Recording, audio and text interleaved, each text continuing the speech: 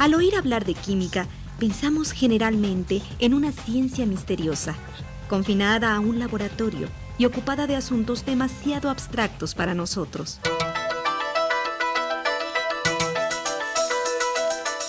En realidad, los fenómenos químicos ocurren todo el tiempo fuera del laboratorio, sin que nos demos cuenta. Además, se trata de una disciplina interesante, de gran importancia para nosotros. ¿Qué tal un pequeño viaje alrededor del mundo para conocer y comprender algunas formas del comportamiento químico de la materia?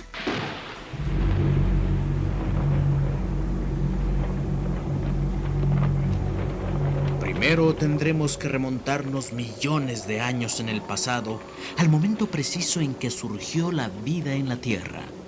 Nadie logra entender con exactitud cómo ocurrió esto.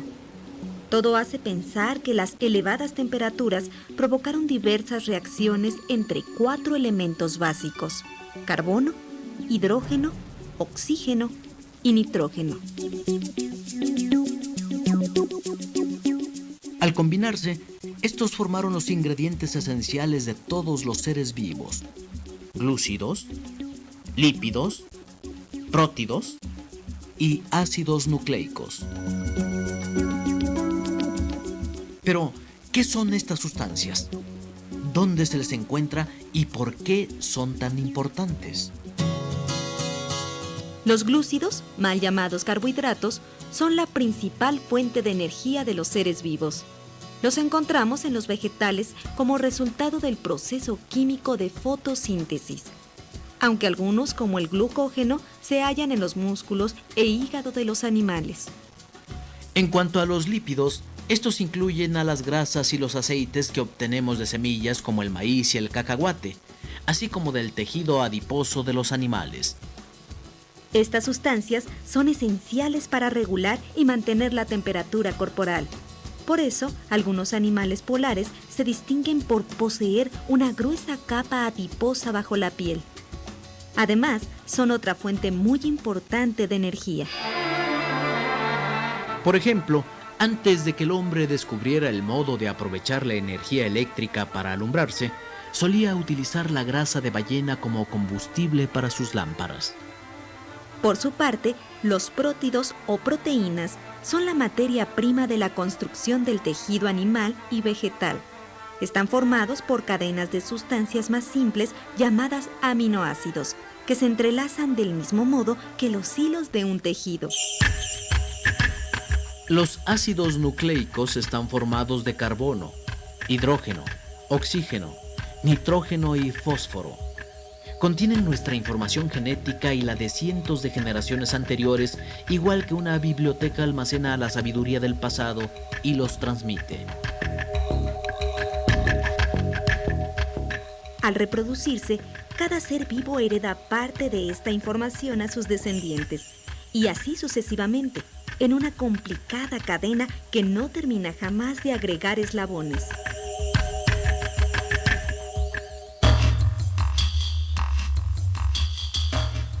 La química está presente no solo en la vida, sino también en la muerte.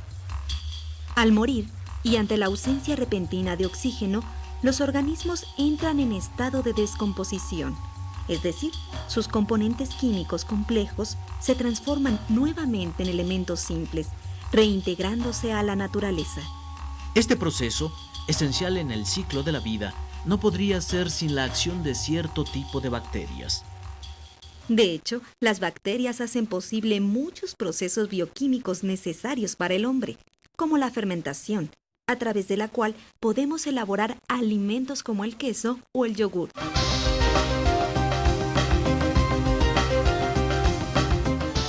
El cuerpo humano posee un ritmo químico al que llamamos metabolismo, y que varía según nuestras reacciones a factores del exterior.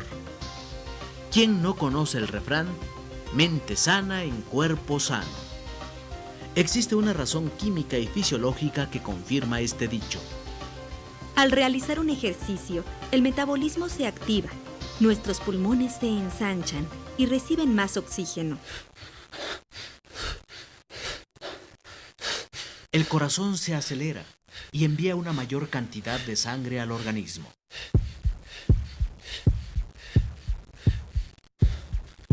Se consumen las reservas de energía y nuestros músculos se fortalecen para adaptarse al esfuerzo al que se ven sometidos.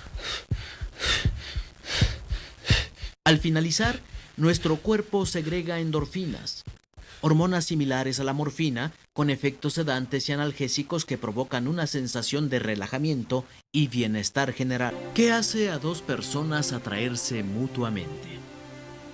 Algunos investigadores sostienen que la responsable es una sustancia llamada feromona, crucial en el apareamiento de varios insectos como las abejas y cuyo órgano receptor en los seres humanos está a ambos lados de la nariz. Hemos mostrado solo algunos ejemplos del papel de la química en nuestra vida orgánica. Veamos ahora cómo participa en la transformación de nuestra vida social. Desde hace mucho tiempo, los seres humanos se han preocupado por comprender la estructura íntima de la materia y aprovecharla en su beneficio. Para bien y para mal, la química tiene mucho que ver con el mundo, tal y como lo conocemos ahora. La química está presente en casi todos los productos que facilitan nuestra vida diaria. El jabón, por ejemplo. El jabón se inventó en Egipto hace más de 2000 años. Es uno de nuestros compañeros más antiguos y leales. De no ser por él, quizá habríamos perecido a merced de las enfermedades relacionadas con la falta de higiene. Pero, ¿cuál es el secreto del jabón? ¿Qué le permite eliminar la mugre, los gérmenes y el mal olor? El jabón tiene la cualidad de enlazar el agua y el aceite que hay en casi todas las manchas de mugre. Esto ocurre porque uno de los extremos de sus moléculas es similar a las sales solubles en agua, mientras que el extremo opuesto se asemeja a la estructura de las grasas y aceites. Al mezclarse con el jabón, la tensión superficial del agua se reduce y permite adherir a su estructura sustancias que de otra forma no podrían unirse con ella. Por desgracia, el uso indiscriminado de detergentes ha desencadenado un grave problema de contaminación del agua, cuya solución es lejana todavía. En el programa anterior vimos el papel fundamental de la química en la vida del mundo y sus paradojas. Aprendimos a ver nuestro cuerpo como un laboratorio donde cada instante ocurren miles de reacciones complejas. Vimos también cómo, desde un principio, los seres humanos aprovecharon las propiedades de la materia para resolver sus dificultades. Reflexionamos en qué sucede cuando el hombre se siente más importante que la naturaleza y pierde el control de sus actos.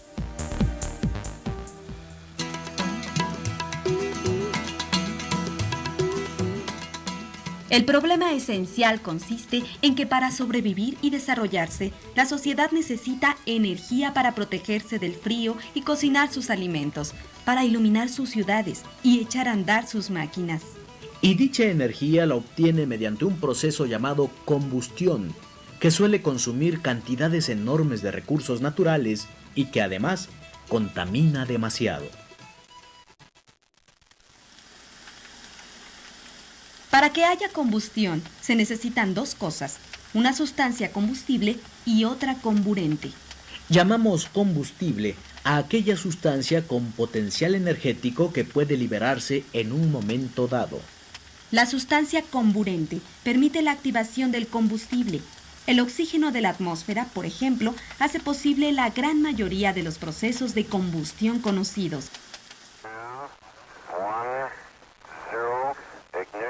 Existen tres tipos de combustión. La rápida, que se produce de manera violenta, con desprendimiento de luz y calor. La combustión espontánea se realiza lentamente, sin que el calor producido se libere demasiado rápido, por lo que la temperatura sube hasta alcanzar la inflamación. La combustión lenta ocurre cuando la energía producida es dispersa sin que se produzca luz. En la respiración, por ejemplo, el oxígeno que inhalamos hace combustión con otras sustancias ingeridas previamente. Como resultado, obtenemos la energía necesaria para vivir y liberamos dióxido de carbono como desecho. Entre los principales combustibles utilizados por el hombre están el carbón, el petróleo y el gas natural. El carbón es un mineral de tipo sedimentario compuesto por carbono, oxígeno, hidrógeno, nitrógeno y azufre. Procede de la descomposición de restos vegetales depositados en yacimientos y en aguas poco profundas.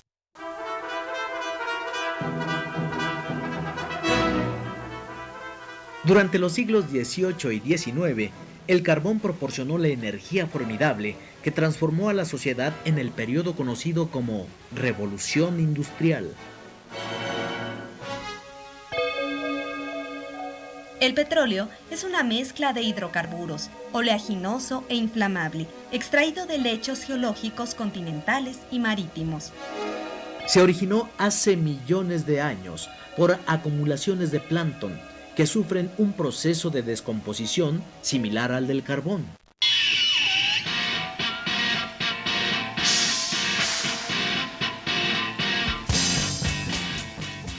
Actualmente, el petróleo es la principal fuente de energía mundial, que funciona no solo como combustible, sino también como materia prima de productos como el plástico. Su importancia como el motor de la vida moderna lo ha convertido en un recurso de gran valor, base de la economía de algunos países como México o las naciones árabes. Su control ha motivado guerras y disputas políticas en todo el mundo. Lo peor es que una gran parte de la humanidad no recibe los supuestos beneficios que el petróleo nos ofrece. Además, se trata de un combustible altamente contaminante, que al arder libera gases como el dióxido y el monóxido de carbono, ambos relacionados con graves fenómenos ambientales como el efecto invernadero. El petróleo es un recurso no renovable que tarde o temprano se agotará. Hay quienes dicen que en algún momento de este siglo la humanidad se enfrentará a la escasez de dicho energético. ¿Se imaginan lo que ocurrirá entonces? Por lo pronto, algunos países han comenzado a generar energía con otros medios y recursos, como la hidroeléctrica, que genera electricidad gracias a la fuerza del agua y la energía nuclear. Las organizaciones ambientalistas y científicos de todo el mundo insisten en cambiar las fuentes energéticas tradicionales y utilizar recursos renovables, no contaminantes, como la fuerza del viento o la energía solar, entre otras.